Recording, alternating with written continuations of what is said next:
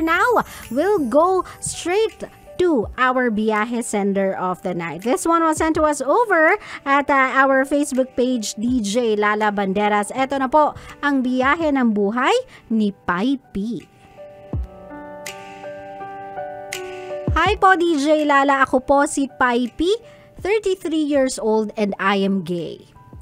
May jowa at nagsasama na po kami for 6 months. Then, okay naman po ang lahat, masaya, pero malungkot. Ano daw? Masaya pero malungkot. Ano ba ito pagsasama ninyo? Ba't di nyo maintindihan? Okay naman po lahat, masaya, malungkot.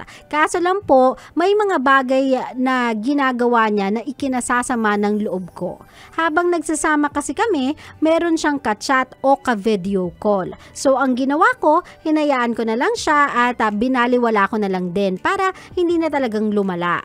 Tapos, nitong June, kung kailan birth month ko, nag-decide ako na iwan na lang siya. Wala naman kasi talaga ako magawa dahil yun yung tama. Hiniwalayan ko siya, masakit, pero kakayanin ko. Nung naghiwalay kami, tama naman at kalmado naman kami. Kaso po DJ Lala, anong gagawin ko? Kasi nung Sabado, pumunta dito yung jowa ko sa bahay namin at natulog dito. Sabi niya sa akin, kada Sabado, papasyal siya sa bahay. Pa-advise naman po kasi ako pag ganun. Di ako makamove on Salamat po ng marami. Ako po si Pai P. Nung nag-uusap ba kayo ng jowa mo tungkol sa arrangement nyo, hindi ba lasing kayo pareho? Baka naman kasi lasing kayo o wala sa tamang, alam mo yon, tamang wisyo yung jowa mo. Parang high kausap Akalain mo nag-break na kayo tapos gusto niya every Saturday andyan siya sa'yo. Well, Pai P, ganito. If ikaw yung nakapag-break kasi sabi mo nga, ito yung tama para sa'yo, ito yung kailangan mo kasi ang hirap nga naman manatili sa isang relasyon na ikaw yung kasama pero yung kachat niya iba. Ikaw yung kasama pero hanap niya ay iba. O diba? To quote Moira's song, ang hirap ng ganun na setup. And in all fairness to everybody who ever loved someone, that is not fair. It's not fair for anyone to be treated that way. Ang sakit lang kasi sa pakiramdam na ibinibigay mo lahat, pinoprovide mo lahat. Actually, dumadating tayo sa punto na kinukonsente na natin yung mga maling gawain dahil nga mahal natin yung tao. But we do have to respect ourselves even when we love someone so much. Kasi kapag hindi natin nire-respeto yung mga sarili natin mahal, you cannot expect your partner to give you the respect you're asking for. So, kung ayaw mo ng ganung setup, kung ayaw mong umuwi siya sa'yo every Saturday without even knowing kung ano kayo, kasi basically, para sa'yo, wala na kayo, humiwalay ka na, so right now, you need the time and the space to move on, dapat klaro yun sa kanya.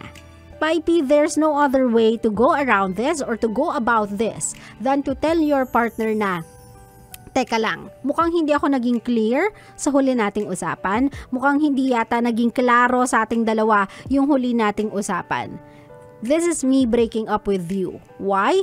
Kasi ayokong mamagitan between you at sa kachat mo, between you at sa mga ka-video call mo. I don't want to do that. Plus, I do not think I deserve that. Nire-respeto kita, at alam ko at some point, baka nire-respeto mo din ako. Pero sa pagkakataong yan kasi, hindi. At hindi ko yan kayang tanggapin. So, kung nandito ka sa bahay, if you wanna stay with me, then be with me. I won't tolerate you talking to other people behind my back. If you wanna be with me, then stay with me and choose me. But if you don't think na kaya mong panindigan na ako lang yung tao sa buhay mo, ako lang yung magiging kapareha mo, then tapusin na natin to. Diba? Nagsasayang lang tayo pareho ng oras, ng panahon, ng effort sa isa't isa. Naintindihan mo ko, Pai P? Kasi sometimes, nice talks won't cut it Sometimes, kahit masakit, kailangan mong diretsuhin yung tao para maintindihan niya na hindi ito yung gusto ko, ito yung gusto ko. Ngayon, kung hindi mo kayang ibigay yung gusto ko, then maghiwalay na lang tayo. Minsan kasi kahit anong bait natin sa isang tao, if hindi natin binibigyan ng bait yung sarili natin, tatapakan at tatapakan lang tayo ng ibang tao kasi they think we are allowing them to do that to us. So if you don't want to feel that way, if ayaw mong tinatapakan ka ng tao, ayaw mong inaabuso ka ng tao, then make yourself clear. Kasi obviously, Pipey, hindi klaro sa kanya na ayaw mo ng ganong sitwasyon at hindi klaro sa kanya na hiwalay na kayo. Naintindihan mo ko, Pipey? There's no other way but you telling that guy na we are over. Na this is not something I can tolerate, so I'm letting you go, I'm setting you free. For the lack of better term, umalis ka na lang nang makamove on na ako. Klaro? Klaro. My love, hindi naman kasi sa lahat ng pagkakataon kailangan, alam mo yun, tawag dito, humahanap ka ng euphemized na salita in order to explain it to people. Sometimes, it's better kung hahayaan nyo silang masaktan sa tunog ng katotohanan, no matter how hard it is, no matter how painful it is to hear. Kasi that's the only way they will learn from it.